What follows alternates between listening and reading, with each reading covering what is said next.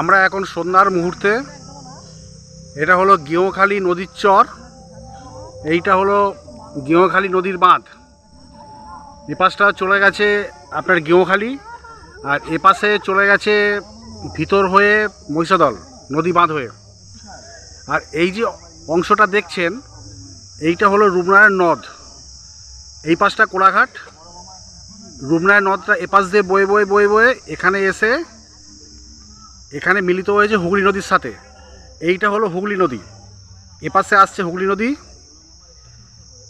এই পাশ দিয়ে আসছে রূপনারায়ণ নদ, দুটো মিলিত হয়ে এইটা হুগলি নদী নাম নিয়ে সোজা বঙ্গোপসাগরে গিয়ে মিলিত হয়েছে।